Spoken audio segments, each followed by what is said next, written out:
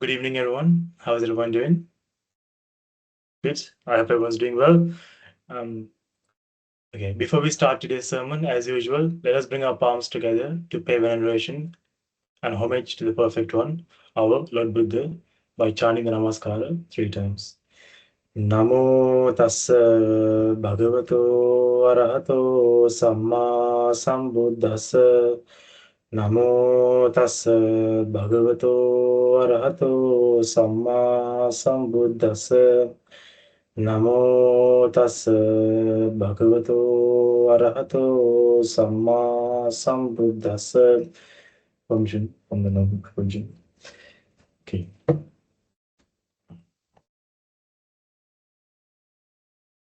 Here we are on another Thursday. It's Thursday here, or Wednesday evening for the rest of you. And as usual, there are some familiar faces, the usual suspects, and there are some new faces that I'm seeing. Everybody is welcome. To echo what Mr. Sanjay was saying, if you can turn your cameras on, please do so, because then I know who's there, and I know if you're someone who's new, or because especially if you're someone who's new, I think if you can, it's really beneficial if you can turn the camera on. So otherwise, the sermon will be catered for people who's got their cameras turned on. And if you're someone who's fairly new and not too familiar with because if everybody who has the cameras turned on, if they are regular listeners, then the sermon could you could be delving you deep Dhamma, which might not be ideal if you're someone who's new. So I'd say so generally, if everybody can have their cameras on, I think it'll help. But especially new ones. Okay, so yesterday I was reading up about in the Tripitaka, which is the holy book of Buddhism. There are a bunch of stories called Vimanavattu, meaning Vimana means like heavenly abodes. Vattu means stories. If I got my translation correct.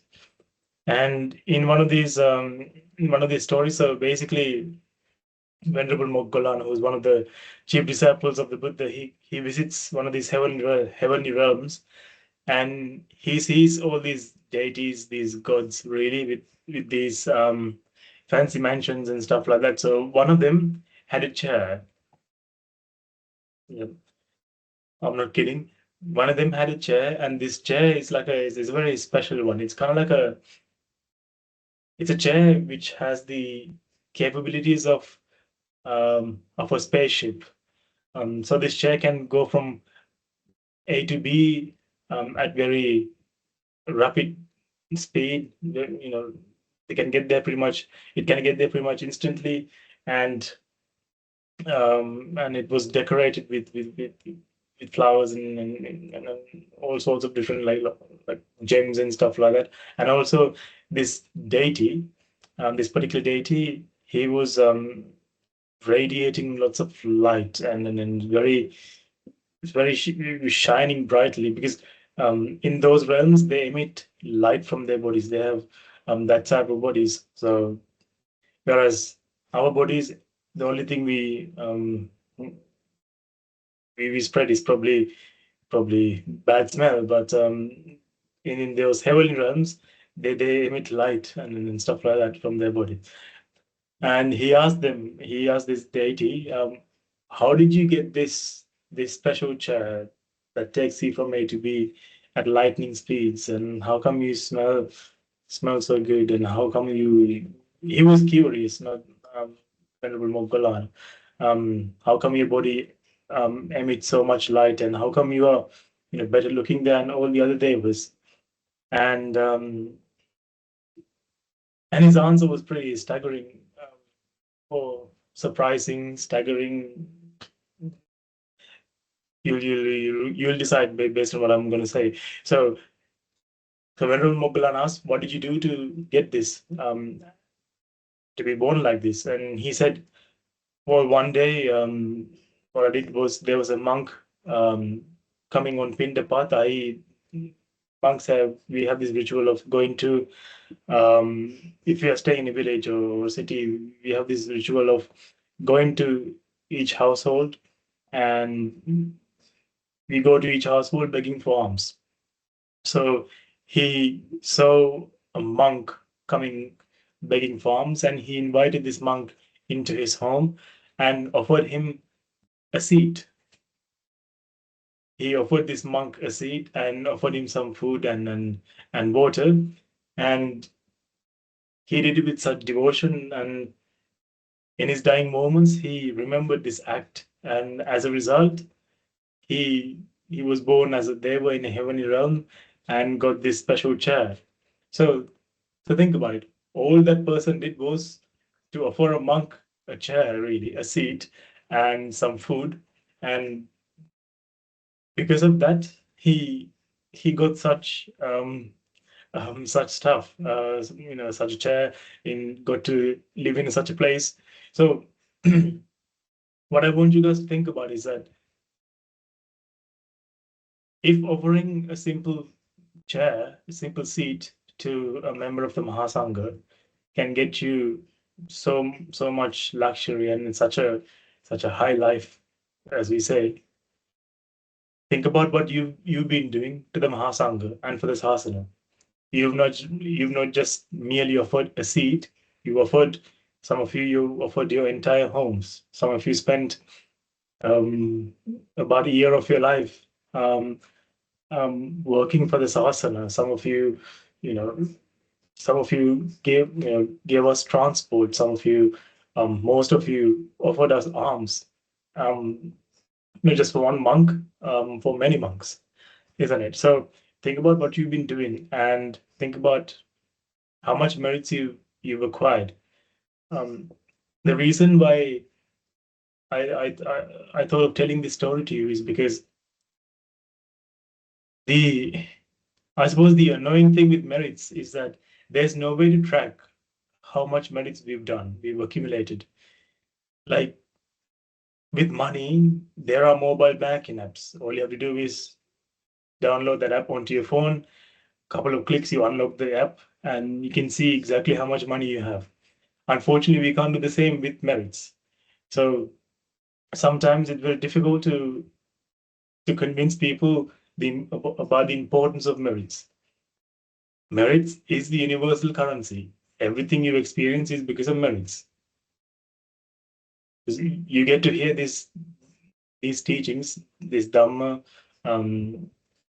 whatever we're going to discuss today, you're getting to hear this is because of your merits. You didn't pay any money for these sessions. I know these are for free, and so you didn't ask me to tell this to you guys. So all you've done was to click on a link, and you're getting to hear this.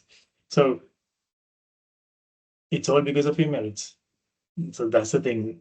Universal currency is merits, i.e., the results of your good actions or your good actions is what granted you. It's what grants you all these good experiences or good reactions. Like as Newton said, every action has an equal and an opposite reaction. Third law of motion. So that is how the world works. So in other words, good actions equals good reactions. So that's why I want you to, when you do merits, I want you to focus that merits towards attaining Nibbana, understanding the truth about everything. That's where I want you to focus um, your thoughts to whenever you are performing these good actions. So the reason why you probably hear monks and nuns say this all the time, maybe in other religions as well. Whenever you do something good, I think generally it's something that a lot of people believe. They say, make a wish. Whenever you're doing something good, make a wish. I mean, they say if you see a shooting star, make a wish. But in religious contexts, a lot of preachers, they say, you're doing something good, focus it towards something, make a wish. So The reason why we say that is because there's a natural law, a natural phenomenon, a way in which the world works, which is that. So the Buddha said the world is made up of three characteristics. So the world has these three characteristics, one of which is a characteristic called dukkha. Dukkha, not to be confused with, because whenever I say this say the term dukkha, what automatically could come to our minds is suffering. But I know most people here, most of you here are, you've listened to the Dhamma for a long time, so you know I don't mean suffering. Dukkha means, anyway, Buddha he didn't talk about suffering.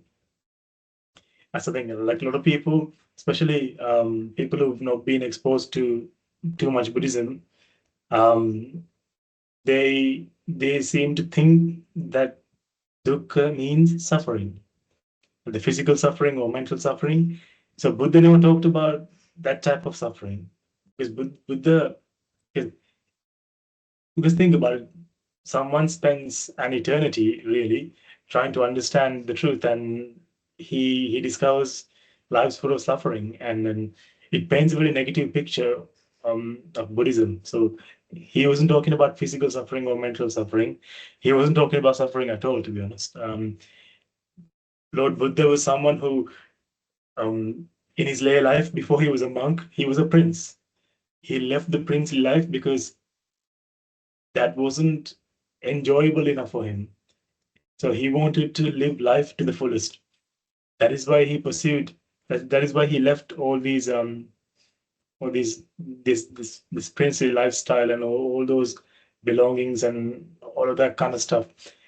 He left all that behind because he realized, because for him it wasn't fun enough. It wasn't. He wanted to have. He was expecting more out of life, more enjoyment. So that is why he pursued this path, and that's what he found. So he wasn't talking about suffering. In fact, he was talking about the opposite. So anyway, dukkha is a word that I think he made up really. This word basically means, or the characteristic of dukkha, not to be confused with dukkha, the characteristic of dukkha is how the world works. Dukkha characteristic means energy comes together if there's a necessity. If there's a need, things happen, basically, isn't it? You would only do something if you have a need for it. If you don't want to do something, you never do it, isn't it? You wanted to listen to, so for example, around about maybe 6:45, 6:50, or whenever they posted the link to the sermon on the chat, you probably, so you realized, okay, detox sermon is happening in 10 minutes. So you could either attend that, or maybe few other options probably came to head. So I could either do this, or I could watch Netflix, or I could do, I don't know, go for a walk, or maybe not, it's winter. So, but a bunch of episodes, or not episodes, bunch of ideas, options probably came to your head along with that. But in your mind at that point, this sermon had the highest priority. Out of everything that came to your mind, listening to this sermon was at the top of that list, meaning you had different needs, different necessities, but out of which the thing that you had the most need for, the highest necessity really, is to listen to this sermon. That is why you clicked on the link and you joined the sermon. If it were to change, if something else came to the top of that list, then you would do that. So this is a very simple example to illustrate this natural phenomenon, this natural law. So things happen, or energy comes together if there's a necessity. So take a black hole, for example. So there's a lot of gravity there, a huge necessity, or um, or a void there. that is why it attracts all the matter that's around it. So a mind with necessity is kind of like a black hole. If the necessity is large enough, if it's if it's um if it's big enough, if it's large enough, then energy will come together. So when we do merits, what we're trying to do is we're trying to create this necessity in the mind. We're trying to amplify this necessity. So really, that is why we say, because the more you amplify it, the more effective it becomes. That's why a black hole is effective as long as it has more mass, it has more pulling force, isn't it? Higher the mass, higher the pulling force. So with the mind as well, higher the necessity, higher the pulling force, higher the chances of you doing something about it. That's why a lot of people, some people say to us, not so much you, but a lot of people that we come across, they say, "Oh, Bhante, we don't have time to listen to sermons. We don't have time to contemplate. We don't have time to go to the temple or do this, that, and the other. They don't have time to do something that is related to Nibbana." Or so basically, what that means is that there is no the necessity in their mind towards attaining Nibbana, or the in your list of priorities, in their list of priorities, Nibbana is not at the top of that list. Simple as that. So that is why people make that excuse. So if you're someone who's making that excuse, it's because Nibbana, you're not serious about Nibbana. That's it. There's no other reason. So that's why people, because otherwise think about it. When you came across a TV show that you liked, or whenever you came across like if you let's say if you're someone who's into football and you have a very busy day, but if Champions League is on, you will make some kind of arrangements to watch that. You wouldn't like you wouldn't use that you wouldn't use any excuses. So really, what we have to understand is that let's understand this law. When you understand this law, you can I suppose manipulate the world and to get what you want. So when we do merits, if we can focus, if we can think about, okay, may this help me attain Nibbana, what we're doing is we're creating that necessity in the mind. And every time we do a merit, when we're thinking about it, it amplifies that necessity. It amplifies it, amplifies it, amplifies it, and eventually it'll get to a point where there's enough necessity there, enough pulling force, enough power there to get you to where you want to. So this is something that all of you probably experienced throughout your lives. And so really, so same thing with Nibbana as well. So if you've achieved something in life, the reason why you've done that is because you really wanted to, you really badly wanted to achieve it. That's why. So same with Nibbana, guys. So you know the law now, let's now let's use it to our advantage. And now with that in mind, someone asked me a question, I think yesterday, about Vipaka.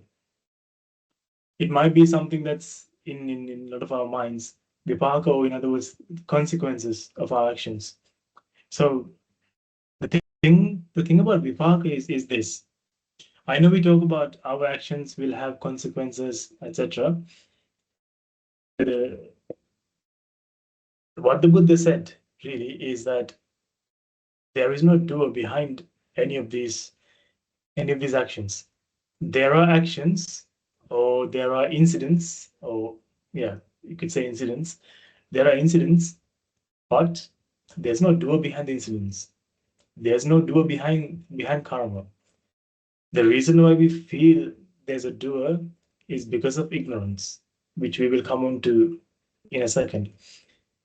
Is because there's a wrong idea in our mind that there is someone here. There's someone that exists. All of us, we feel a me, isn't it? And I exist. I am this, that, and the other. So think about it this way. If I exists, there can only be one I. We can't have, so there are 28 of us here. We can't have 28 I's existing in this world. Because then which I is the real I? You know what I mean?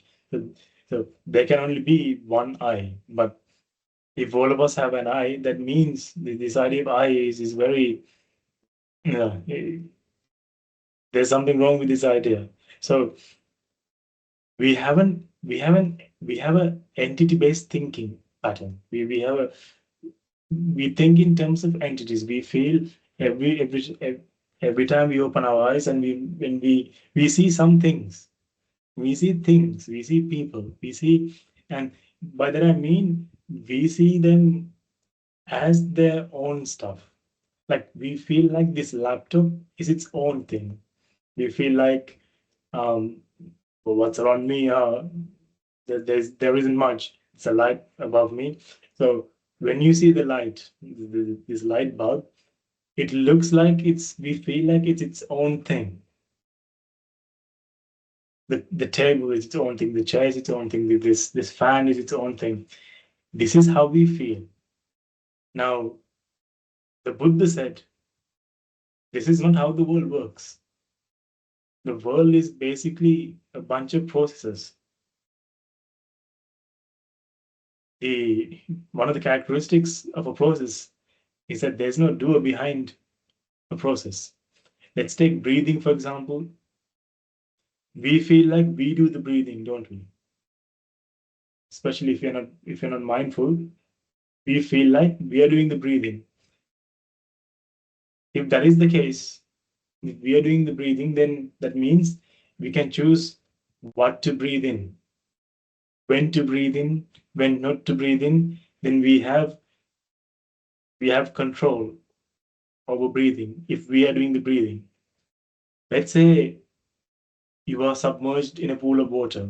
Let's say you've gone to the pool and you went to the deep end and you are in there, and now you are submerged in a pool of water. You were at the deep end.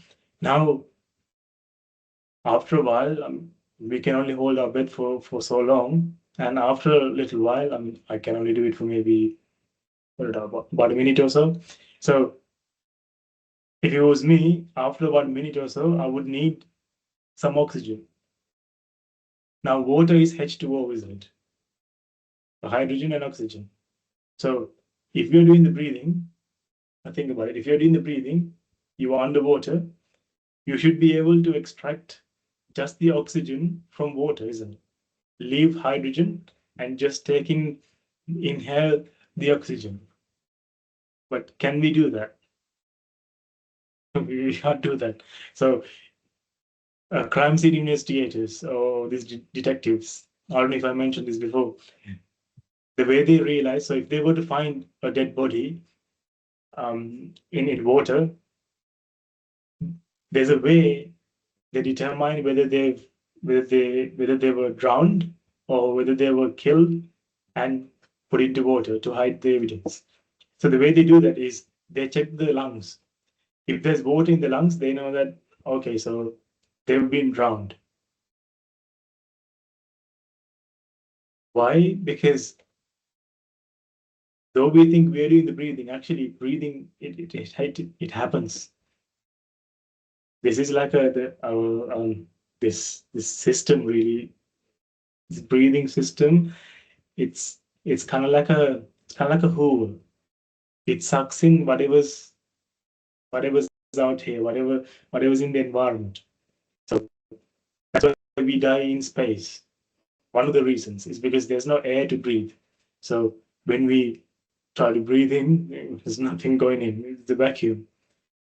When we're in water, if we're in desperate need for air, our mouth opens up and sucks in whatever's there. So at that point, if you're submerged in water, what's around you are water. What's you is water. So you suck, what's being sucked in is not you sucking it in. What's being sucked in is water. So that's why there's no door behind breathing. And so that's how these detectives, that's how they find out if they've been drowned or not. So if they've been drowned, that means then they will find water in the lungs. If they've been killed prior to putting the body in the water, then they determine that by, again, looking at the lungs. If there's no water in the lungs, then they know, okay, they've been killed before and body's been put into water to hide the evidence. So the thing is this might be common knowledge. I think all of us deep down, this is the thing. We've learned all of this in science. In science, we learned that everything is a process. The world equals a bunch of processes. We knew this, to be fair. I mean, we know this, to be fair. But the thing is, when we were learning this in high school and in uni, if you pursued science after high school, you would when we learned this, we learned it for the sake of learning it, but we never really reflected on this. We never really thought long and hard about it. And if we actually did that, then we would realize, oh my God, if everything is a process, then where is this I? Where is this self? Because what we need to understand is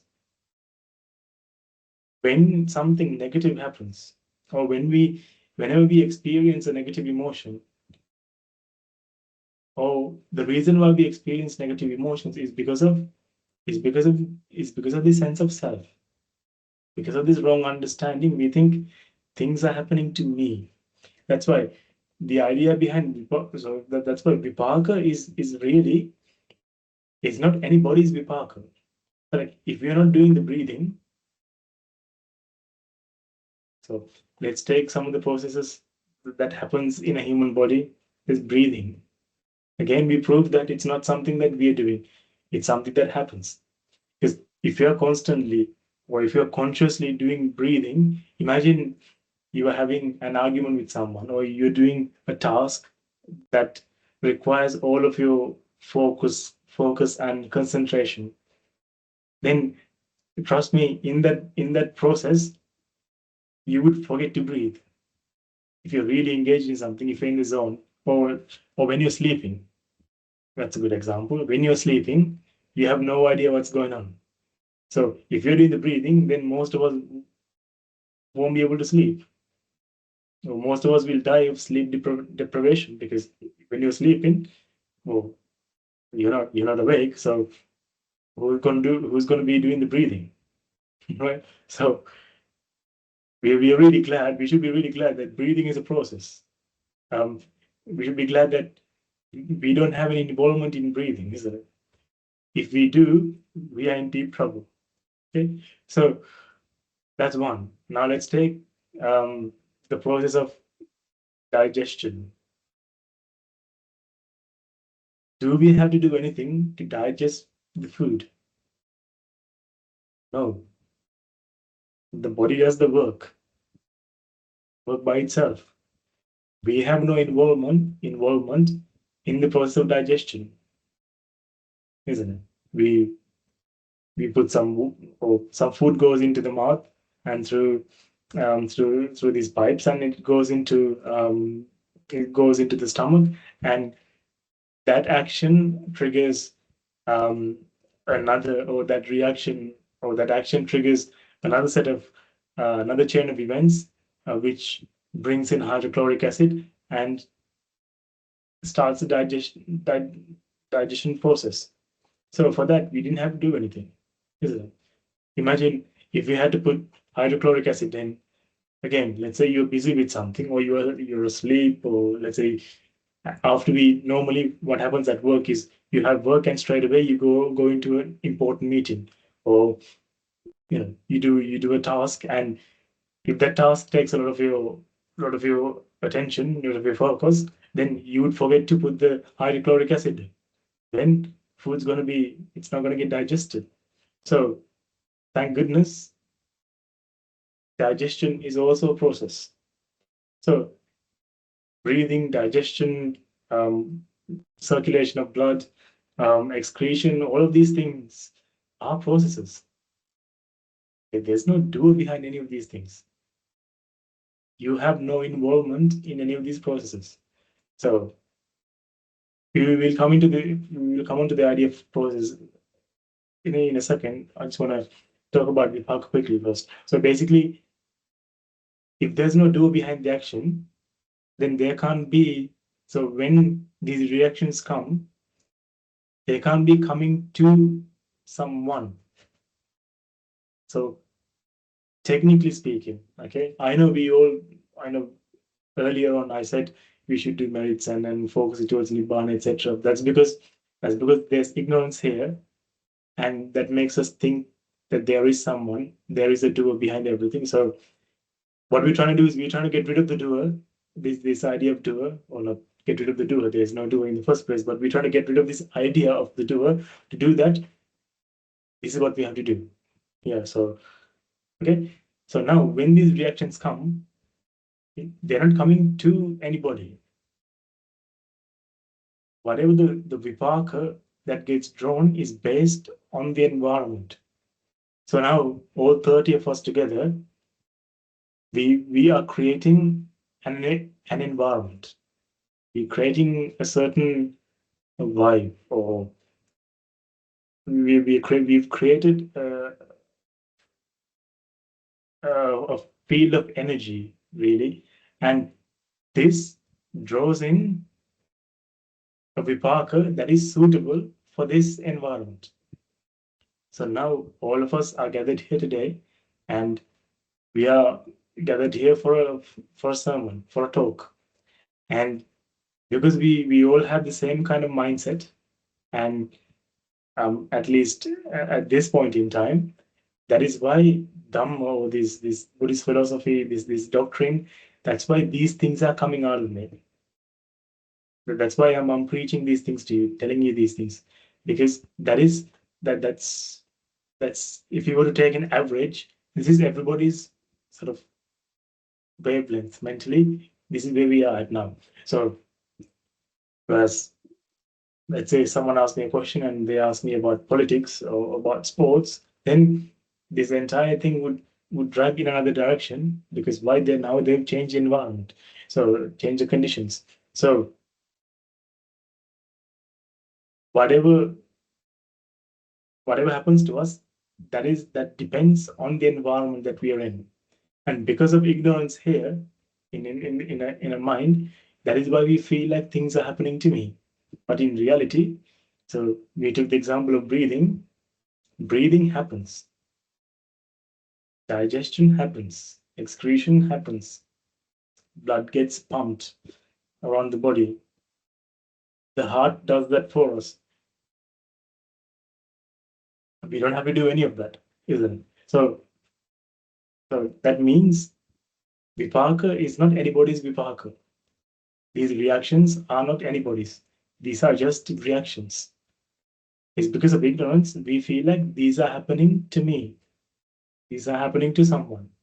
That's not the case.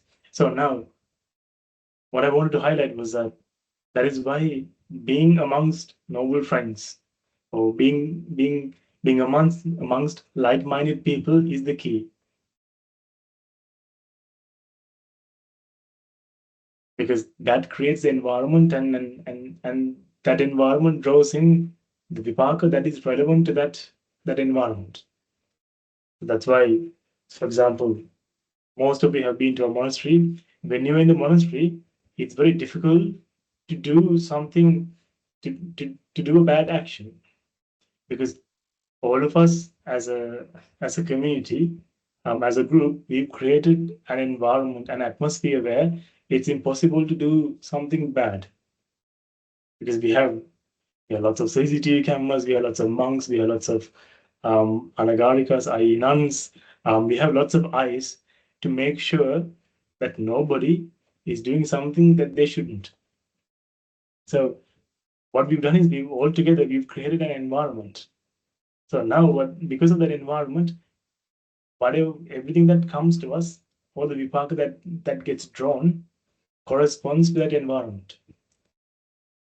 It's very rare that something, to be fair, something that doesn't correspond to that environment, it doesn't really happen. It's very rare if something like that were to happen. Because if that were to happen within this great environment, there has to be like a sub-environment which allows that non-corresponding vipaka to come. So that is why Buddhist Venerable Ananda, his chief caretaker, that the noble companionship is the most important thing.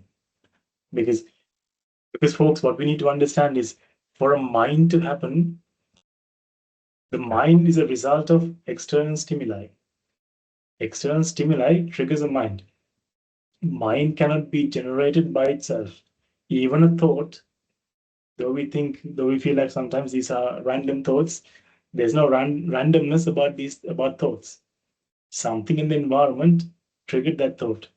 So external stimuli generates a mind.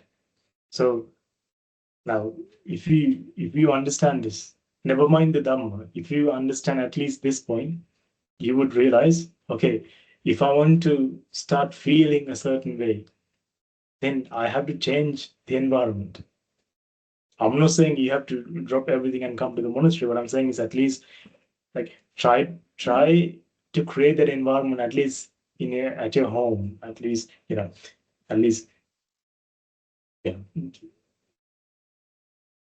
Try to create that environment somehow. That is what you have to do. So like think about it. A mind cannot happen without an external stimuli. So there has to be external stimuli for a mind to happen. So that external stimuli, it comes from the environment. It can't come from anywhere else. It comes from the environment. When you're driving on the motorway, and when you see the M sign, golden arches, right? M means we know, okay, we see the M, okay, McDonald's. Now all of a sudden you're hungry. And what happens?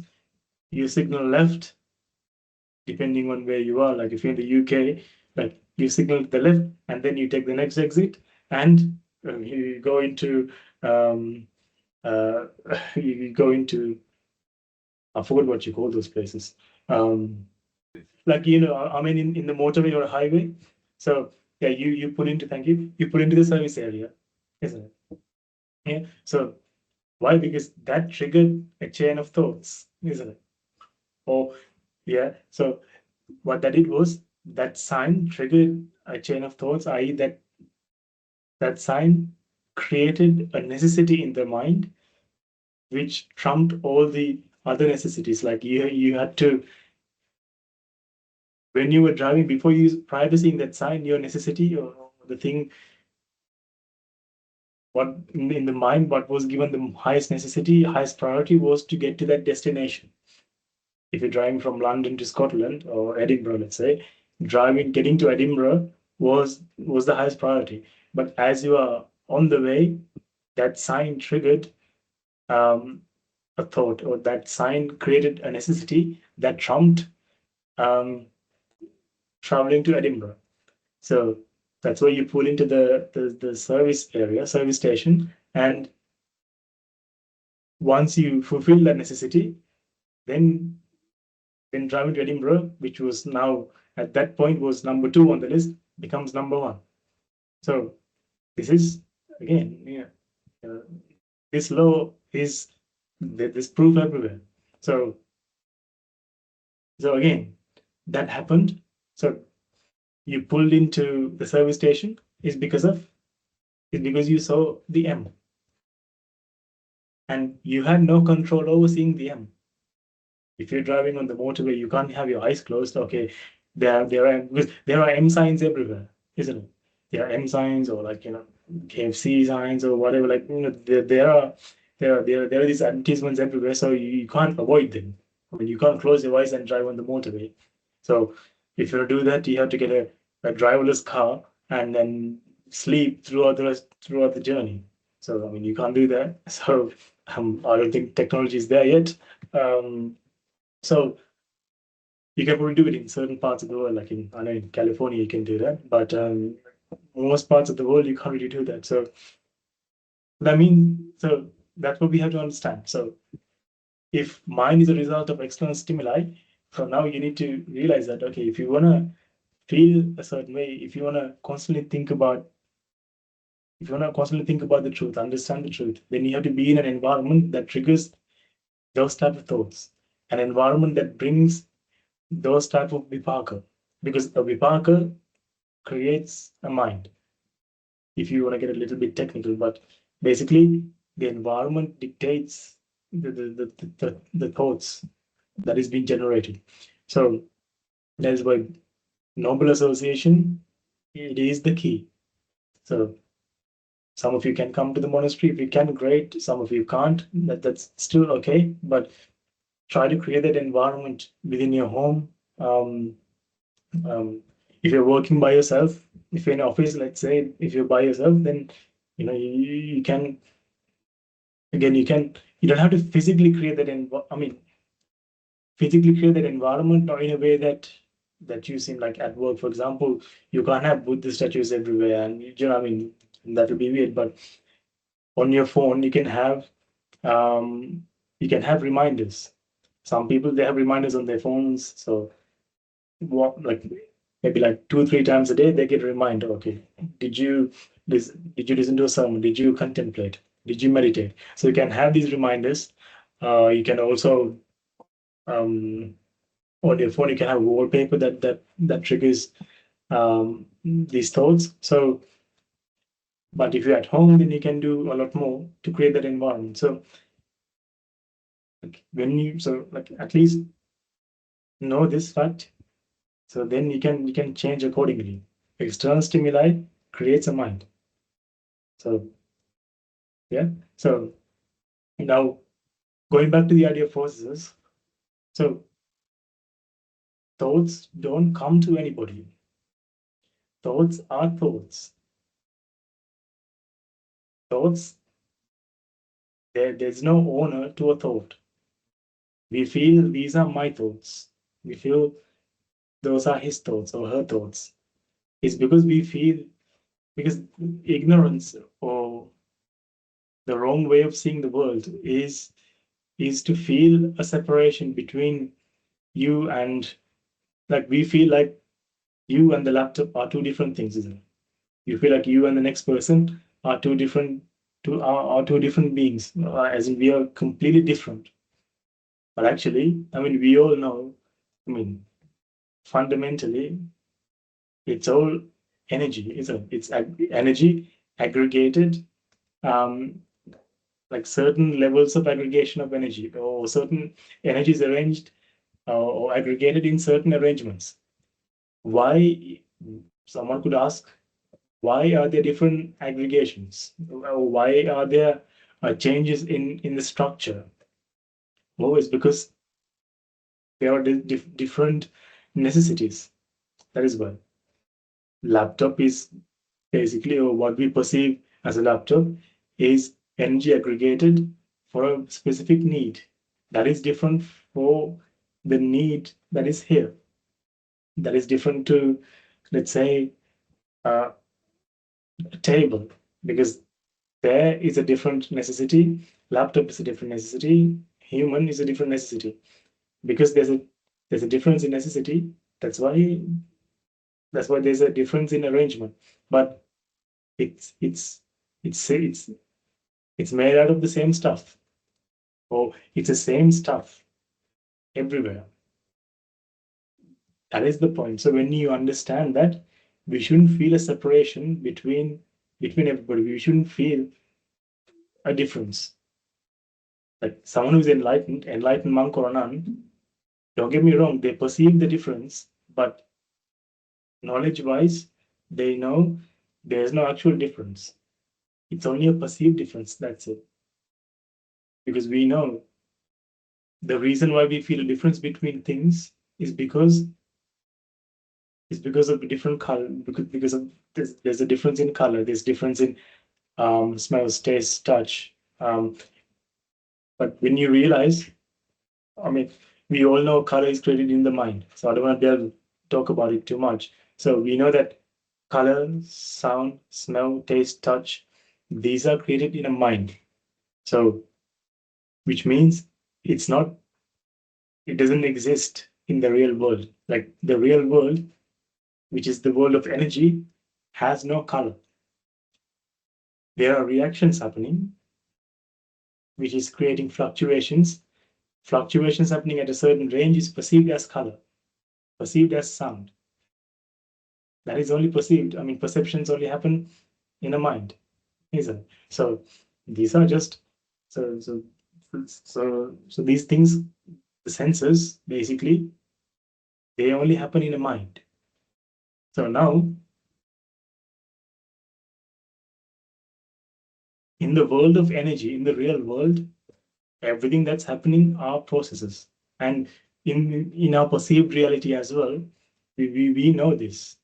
That's what I meant earlier. Like we learn all of this in science, but because we weren't told to look at the world this way, we didn't think too much of it.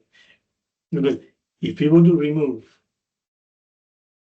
so we know we are alive, or we feel we are alive because of the senses, isn't it? Because of sight, sound, smell, taste, touch, thoughts. Because of these 6 processes, we know we are alive, i.e., consciousness. Now, for sight to happen, do we have to do anything? So, like, now think about it. For sight to happen, for you to see me and keep seeing me, do you have to do anything?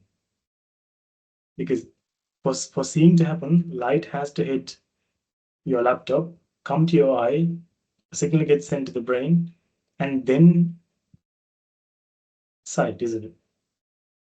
Before those things happen, do we know we are seeing? Because to realize something, to realize what's happening, there has to be a perception, isn't it? Without a thought, without a perception, we have no idea what's going on, is it? So there has to be a perception to realize there's something that something's going on. So now that perception can't happen without causes coming together. So causes comes together first, and then, or as the causes are coming together, perception. So which means that are you looking at me, or are you looking, or seeing happens? Seeing happens, isn't it? Listening or hearing? Hearing, isn't it? Basically, try to remove the doer from the process. So it's not, I'm not looking, or I'm not watching something. Seeing happens, meaning there's no one doing the seeing, isn't it? So now same thing with, so we hear, we are listening, hearing happens, isn't it? That's why sometimes we hear things we don't want to hear. Sometimes we see things we don't want to see. So how come that happens? If we are doing the seeing, you should be able to control everything, whatever you are seeing, isn't it? So same thing with taste, touch, all of these things. So now, if all the senses, so we are alive, we feel we are alive because of the senses, okay? Because of consciousness. So if we were to remove all of these processes, because what we're trying to do is we're trying to find out where this I is, where this self is. Now, if you were to remove these 6 processes, sight, sound, smell, taste, touch, thoughts, because these aren't happening to anybody. So if you were to remove these processes, where's the doer? Like, where's the I? Because we feel like there is someone doing all of these things. But so we've established that sight and hearing, these are things there's no doer behind these things. But obviously taste, touch, the rest of it is the same. So now if there's no doer behind these things, let's remove them from the equation. And when you remove all of these things from equation, where is the I? Where's your you? Now think about it. It's a very simple point, I suppose, but it's very profound if you were to think about it. So where is this self if you were to remove these the sensing processes?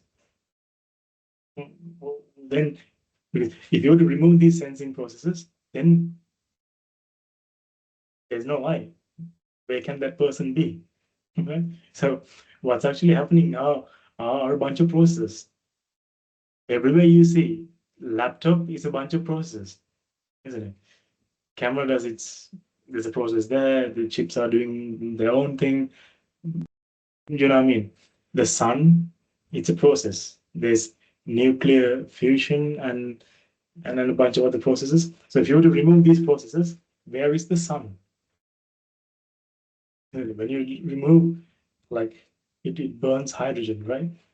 So if you were to remove these processes, where is the sun? Because we feel like these processes are happening inside the sun, isn't it? We feel like the senses are happening in me.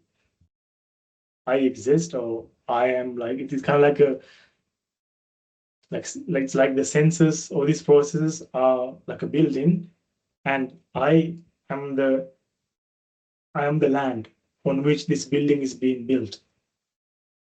That's how we feel, isn't it? I exist, and within me, all of these things are happening. These are happening in a body, that's true, but it's not my body, it's just a body, isn't it? So now, same thing with the sun. We feel like all of these processes, nuclear fusion and all of these things, these are happening in the sun or on the sun. But if you were to remove these processes, where is the sun? So this is we have to realize. The world is basically a bunch of processes. And that's it. It's one process leads to another, to another, to another. A process means a reaction. A reaction means, I mean, it's a chain of reactions, which means nothing ever gets made. Nothing, there is no fixed, solid, like permanent thing. There's no thing gets made. There's no product. That's why it's called cause and effect. Buddhist theory, the theory of everything is cause and effect. Everything is an effect. It's not causes. It's not cause and product theory. It's cause and effect. So that's the point. So everything is basically an effect. So when a bunch of causes come together, there is an effect. That effect happens in a mind. So I'll share something with you to make more sense of this. Bear with me.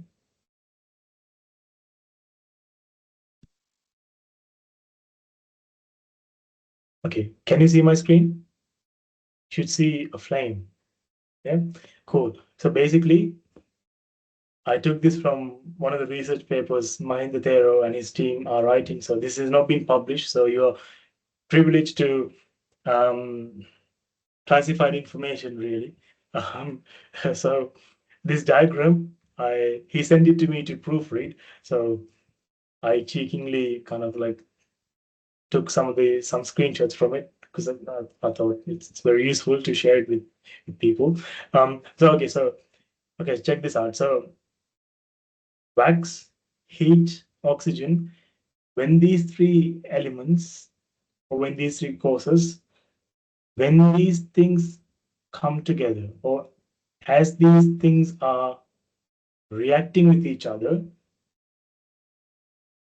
that reaction creates It's not that it creates light, that reaction appears as light. It appears as light, or you could say light is a characteristic that is being produced. So light is not a fixed thing. I mean, by light, basically the flame, there is no fixed flame there. I know we see a flame, but the flame is not its own thing.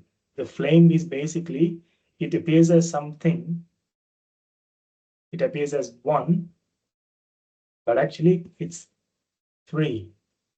It's a collection. Whenever two or more causes react with each other, it appears like a solid object. But there's no solid object here. This is a constant reaction that is happening. So this is, but to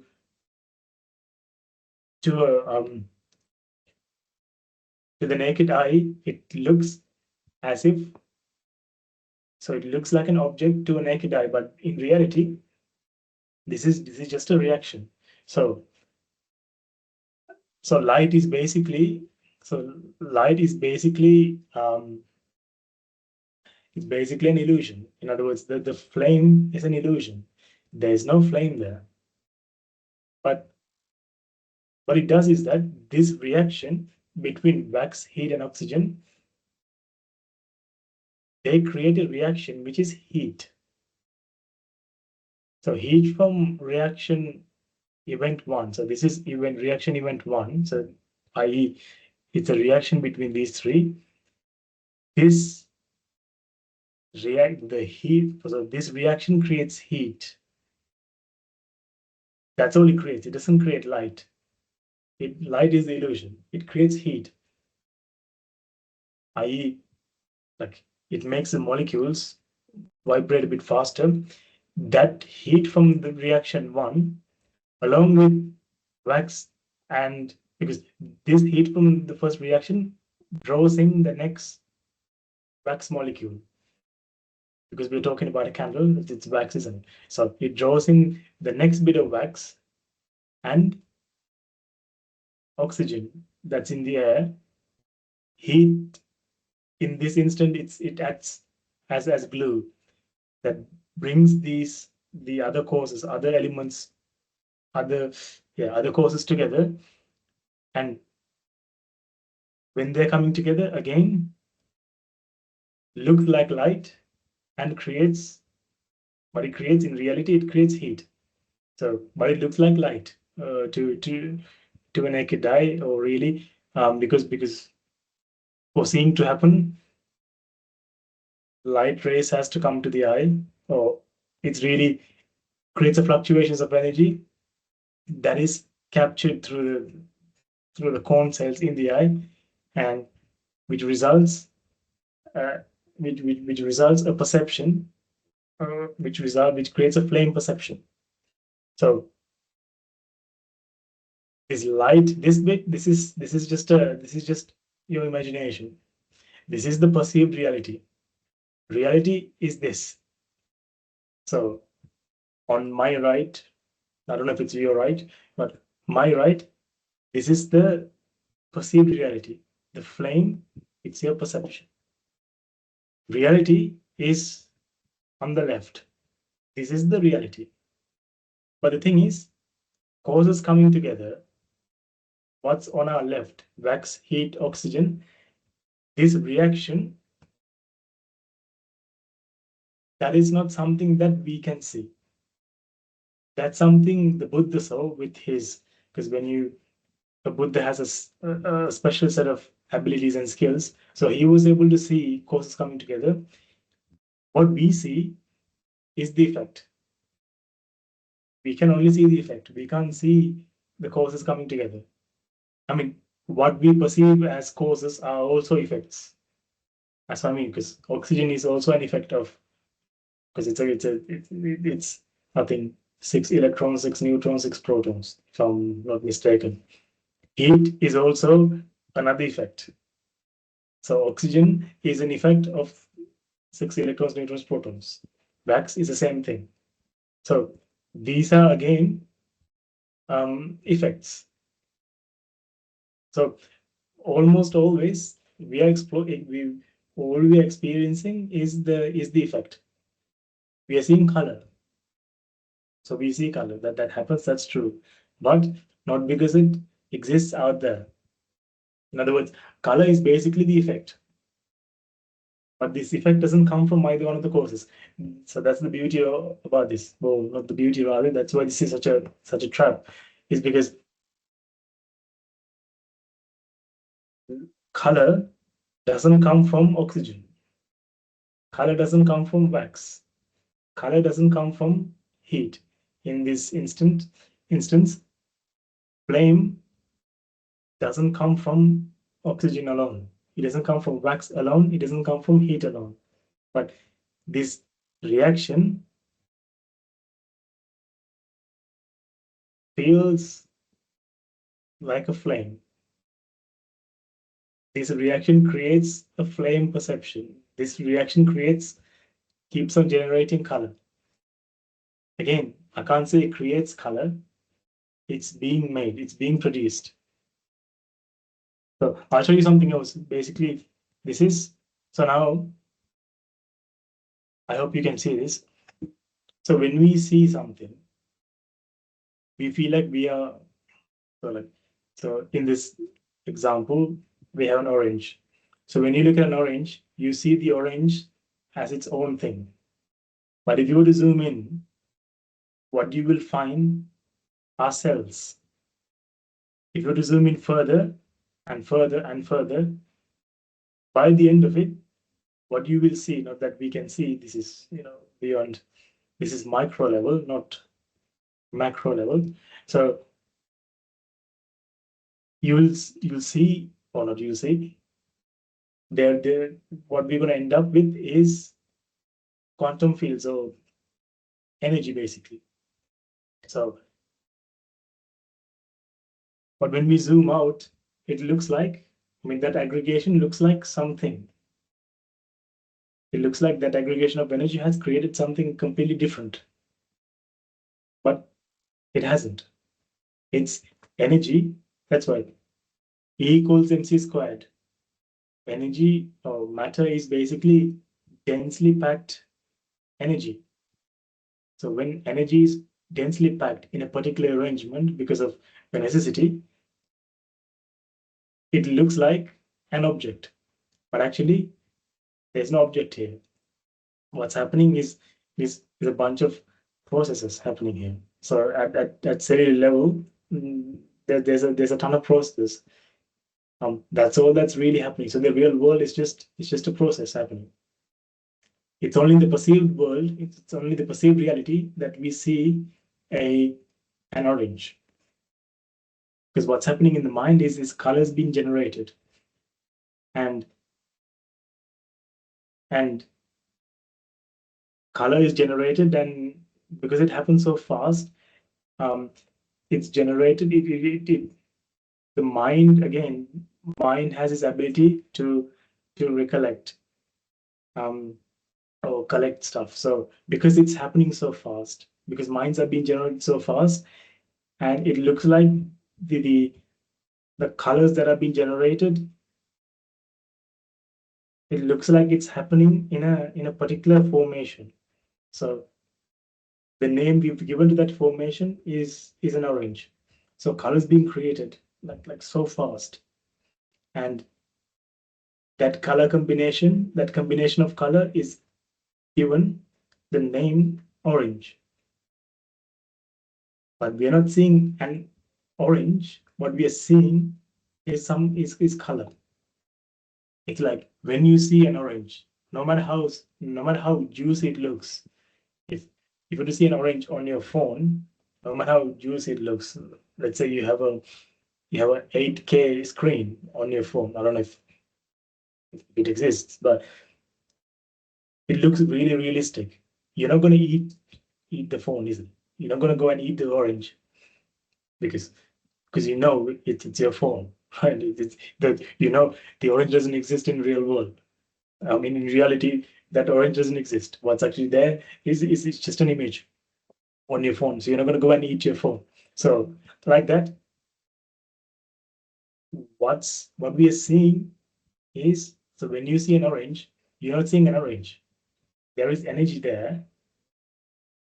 There's a reaction happening that triggers colors in the mind, and it's constantly being made. It never becomes like, it doesn't stick. It doesn't stay. Like, you can't hold on to these colors that have been created, because the moment you change the courses, let's say you turn your head, now it creates white, and that particular arrangement has we've given the name a wall. So now you're not seeing an orange, now it's a wall. So if so when you're looking at the orange, I mean, if there's really an orange, then those colors should stick. They should stay in the mind, but they don't. The flame is only there as long as the causes are being matched, as long as the causes are coming together. The moment they stop coming together, then no more flame. And before they come together, there's no flame either. So it's only during the reaction that reaction to a mind is perceived as a flame. But there's no flame. In real life, in reality, there's no flame. That's the thing. That's the great deception. That's the great illusion. So, meaning that we see color as true, but not because it exists in the real world. It's just an effect. So, and it's being made. Because if this is real, then we should stick. We should be able to hold on to it. We should be able to hold on to this experience, but we can't. No matter how hard we try, we can't hold on to it. We can't recreate it either. Isn't it? So that is what I want us to think. So take a simple example like the flame or two colors being mixed. So mixing red and blue is purple. So mixing red and blue is purple. So this is purple. We can't see the red and blue being mixed. We can't see the reaction between hydrogen, oxygen, heat, and wax. We can only see the flame. But luckily for us, the Buddha has given us the key to crack the code. So that's why we should be really grateful, because if it wasn't for him, we would never figure this out. A normal person, a mere mortal, won't be able to figure this out by themselves. So it takes, I mean, whoever figures this out by themselves is given the title of Buddha. So Buddha was not his name; it's just a title, like Prime Minister, Sir, Dame. These are just titles, isn't it? So, and now the interesting thing with this is that now Buddhaness was a vipaka. Buddhaness was a reaction. It only came to, because Buddha vipakas exist. Even now there's Buddha vipaka. But what's happened is that, Supreme Buddha vipaka. The Buddha vipaka still exists. But in this day and age, nobody has a mindset, or there's no mindset to draw that vipaka. That's why in Siddhartha Gautama's case, ascetic Gautama's case, or Prince Siddhartha later on became ascetic Gautama, in his case, he didn't become enlightened. He only became enlightened when he did, because the mindset wasn't ready. The mindset wasn't ready to draw the Buddha vipaka.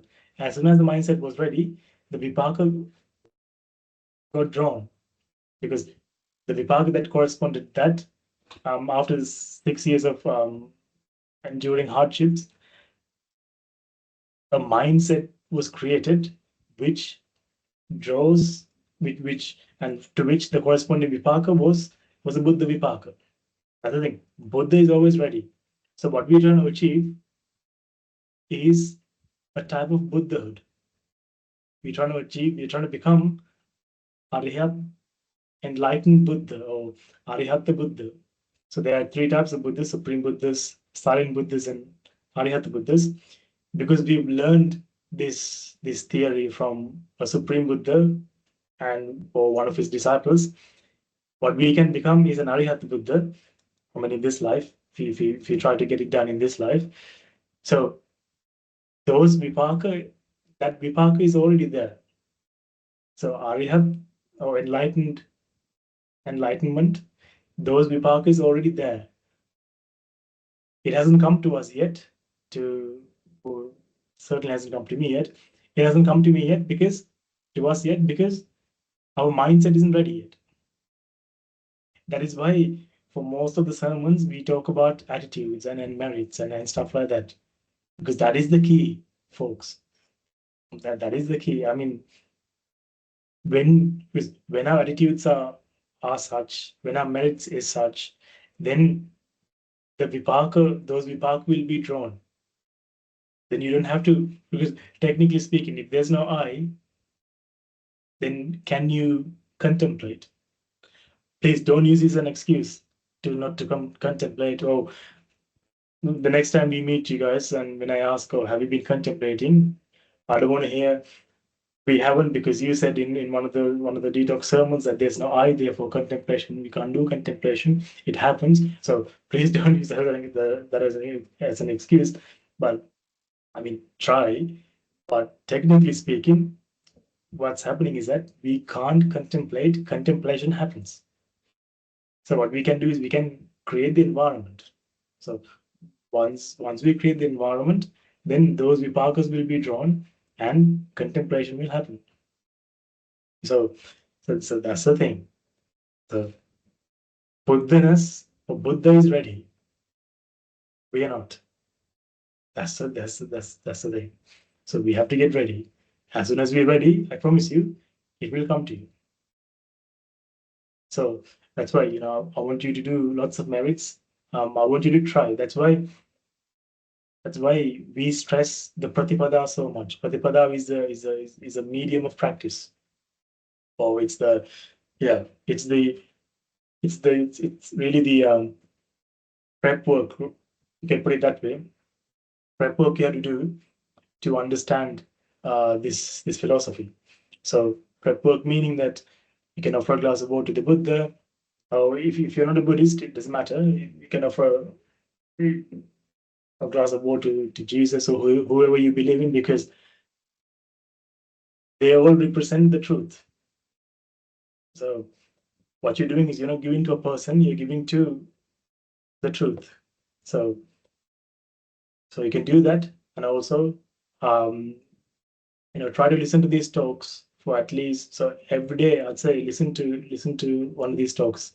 Okay, you might not have a couple of hours every day. At least listen to maybe 15 minutes of a talk.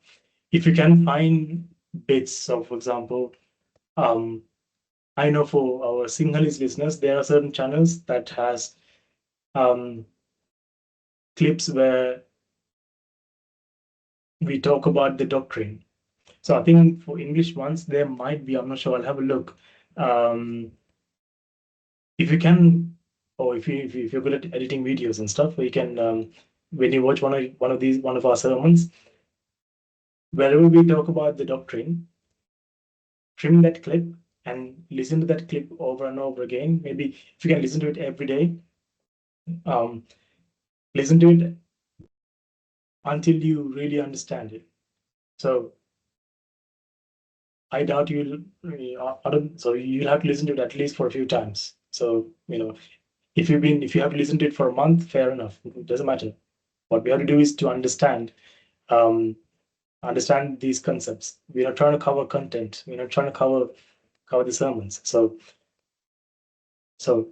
you can listen to one of those clips every day for 15 minutes, and then spend another 15 minutes. I mean, this is the bare minimum I'm telling you. If you have more time, then by all means, spend more time, because this is your salvation. So it depends on how bad you want to be freed. So imagine you are in a trap, and what we're doing is we are telling you you are in a trap, and hopefully most of you have realized this. If you realize it, and if you want to come out of it, then how much effort you put in, that's entirely up to you. Okay, so 15 minutes of listening, 15 minutes of contemplating. You can do a very trance by the end of the day. So you can, so this is what I'm going to do with the puja. These are what we mean by the prep work. To prep the mind, to create that mindset, to draw the 𝗕𝗿𝗰𝗵𝗀. So this is what I want us to do. When we do this, things will happen. Don't worry. And above all, keep creating that necessity in the mind. If you can't contemplate, if you can't be mindfully aware all the time, at least think to yourself, I'm going to attain Nibbana. I'm going to attain Nibbana. Or I will attain Nibbana, rather. Don't say it in future tense, because future doesn't really exist. Therefore, if you say I will attain Nibbana, like tomorrow never comes, it will never happen. So best thing to do, it's more effective if you say I will attain Nibbana. Okay? So what we can do, or what we should do, is when you contemplate, take an example. So like that flame. So today we took the flame, and try to understand what's actually going on there. So heat, fuel, oxygen come together. There's a reaction happening. When that reaction happens, perception of a flame happens. Because there is no flame there. If you don't do this at home, if you were to touch it, you're not touching the flame. You're touching one of the causes. If you were to touch your table, you're not touching a table, you're touching one of the causes. Because when these causes are, as long as these causes are coming together, the effect is created in your mind. Effect is the mind. Effect isn't out there. Okay? So flame is just an effect. It's the mind. It didn't come from either one of the causes, and we can't hold on to it. It never becomes a product, because it's constantly being made. It's becoming, it never becomes. Now, bring that knowledge to this experience. Color. Seeing happens. So you see color. So this is an effect. It has to be, isn't it? How do we know it's an effect? Well, because colors change all the time. If it's not an effect, if it's fixed, then you will only see the same set of colors. So now, the reality behind an effect is that it resembles the characteristic that's not present in either one of the causes. So flame isn't in either one of the causes. So same thing with color. We see color, that's true. Color is being seen, but it doesn't exist out there. It can't have come from either one of the causes. That's why we used a simple example like the flame to prove this to ourselves. So really, everything you're experiencing is your mind and the story that's being told. So seeing color is true, that happens, but the story that it weaves is just a story. It's not real. So ultimately, that's the understanding that we need to come to. But for that, we have to practice a lot. So until we meet again, what I want you to do is to think along those lines. So it's the same thing we have to do, really. I mean, pretty much every day we talk about the same thing, because that's all there is to talk about. But to make it interesting, because of ignorance here, we feel like I can't come and do the exact same sermon. I mean, even if I tried, I can't. But I don't want to. We try not to keep it monotonous. Otherwise, because of ignorance, we feel like, oh, last year he said the same thing. This week he's saying the same thing again. Like, he's been saying this the same thing for, so we've been doing these sermons for nearly 1 year now. That's how you're going to feel. So it's because of ignorance. We feel like we were talking about the same thing all the time, but I mean, there's only one truth, and that's all we have to talk about. So to keep it interesting, we use different examples and stuff like that. But ultimately, all of you know, or at least most of you know what you have to do. So, and most of you know enough Dhamma anyway. So what you have to do now is to practice what you know. To practice it, you have to create an environment around you to allow that practice to happen. Because like we said, mind is a result of external stimuli. So bear that in mind. So do lots of merits and focus it towards Nibbana, focus it towards understanding the truth, and try your best. Because we are on the right path. It's better to fall and fail, and then it's better to fall and rise, and then keep going on the right path rather than being on the wrong path and travel at 90 miles per hour. There's no, because you have to trace back all that distance. So we're on the right track now. It's okay. It's hard. I'm not saying it's easy. Even as a high ordained monk, it's not easy. It's difficult, but we have to keep trying, keep striving forward, and one day we will get there.